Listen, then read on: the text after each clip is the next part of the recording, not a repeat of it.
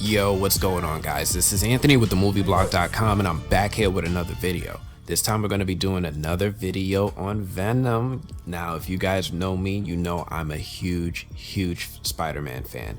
So any chance we get to do something on Spider-Man, Venom, or any of the characters that walk in and out of his universe, I'm super excited because this is my moment. This is my spot. This is me. So today we were surprised with the release of Venom Let There Be Carnage trailer from director Andy Serkis. This trailer, it's kind of interesting. Venom is making breakfast for Eddie and he's singing while he's doing it, right? He's like really happy. It's got this cool little music in the background, but it's cool to still see them interact and grow as a team. And I also like the dynamic that we're seeing here. We're seeing Venom trying to serve Eddie. He's making him breakfast, he's singing to him, he's trying to make sure he's happy and pleasing him throughout his day. It's cool to see something that's more of a recent development in their character reflected in the movies, and it's really good here. I like it a lot. And we even see them like working in tandem out in the real world. Like they're going to Mrs. Chen's and she's like, "Hey Eddie," "Hey Venom," he's like, "Hi," or saying it back to her, and it's cool seeing that. I've been seeing Eddie and Venom in the comics and even some of the cartoons for years. We don't ever really see a characterization or interpretation given to us where Venom and Eddie are like two different characters interacting with each other, and I really like that they chose to go this route in the films. Now, in addition to releasing the trailer, there's also another video with the director's commentary that was released.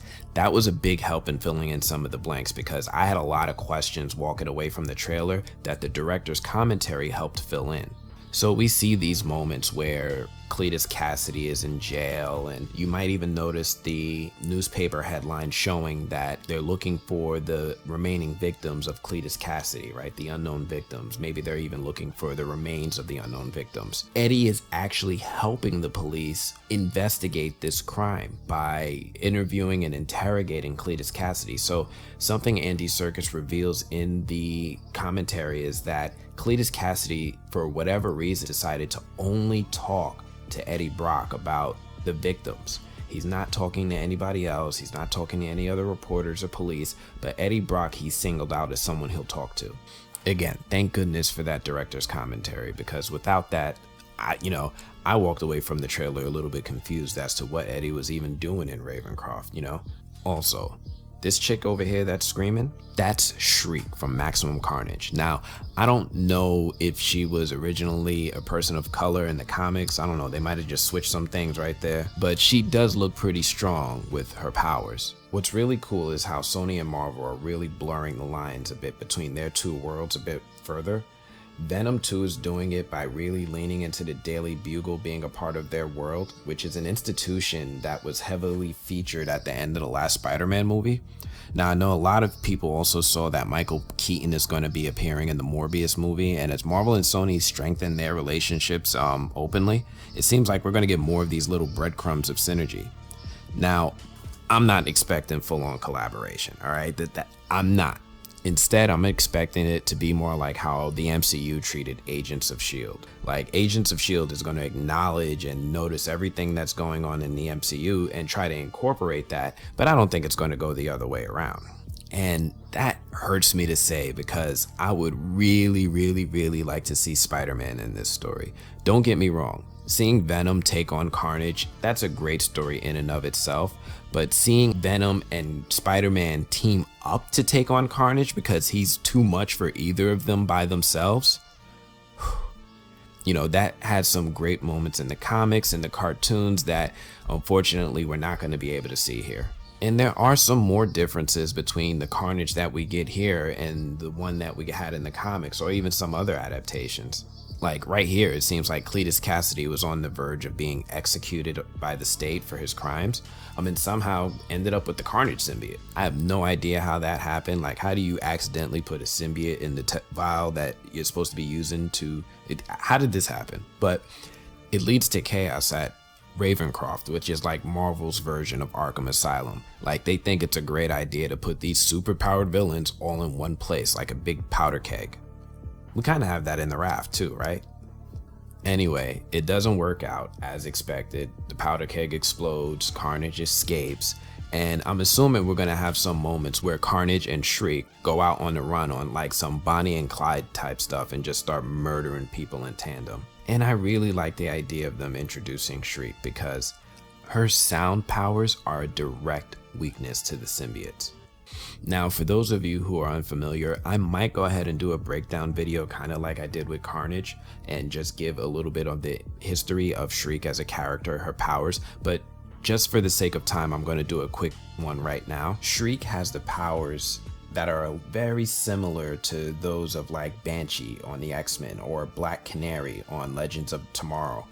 She has a supersonic yell or shriek that can shoot focused sound directly at targets and cause physical harm. Now, how does this power seem? How does it feel, right? Like now imagine being at a concert, standing next to the speaker, and all of a sudden getting some feedback in the speaker. Now surround yourself with like 10 more speakers, turn those things up to the max, and you have an idea of Shriek's power. In the comics, fire and sound are the only two things that can weaken or damage a symbiote. Her being a living weapon of sound is going to cause all sorts of havoc for the Venom symbiote. It's gonna be fun. It's gonna be great. Just seeing all the chaos of Carnage and Shriek teaming up against Venom. Now, I'm not sure how I feel about Venom taking on the multiple villain thing. It's a tad cliche. Let's see how they do it this time. They've already done it before. He's fighting another symbiote. Let's see how this one is gonna be different. I'm gonna be hopeful because I'm curious to see how Andy Serkis is really gonna play with this type of character and properties with his type of skill set. He's been around for such a long time. He's been around so many great directors. He's been doing some work as a director, working on, I think it was a Jungle Book adaptation on Netflix. I want to see how he does with superheroes. I'm not 100% sure on one thing though. Like, there's the whole casting of Woody Harrelson as Cletus Kasady. Now, I'm not saying that he's going to do a bad job. I'm just saying he's not who I would say is my first pick for the role. If I had to say someone who would have been my first pick, I would have went younger maybe and gone with somebody like Bill Skarsgård from It.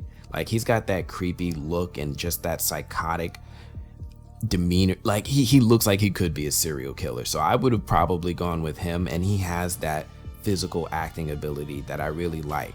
And still, even if they did choose to go with an older actor, why not bring in Crazy Nick Cage? Crazy Nick Cage would have owned as Carnage. He would have loved this role. He would have relished it. And he deserves another chance in comic book films. Anyway, those are my ideas. Overall, I thought this trailer looked kind of cool. It was more of a teaser. We did get a lot of information for those of us, you know, like putting this trailer under a magnifying glass for the little clues and details that are showing some of the synergy between the MCU and Marvel's universe. But other than that, I want to see more. I need more. I also need Venom to get his symbol. Like, seeing him just walking around without any symbols, like seeing him naked, it's weird.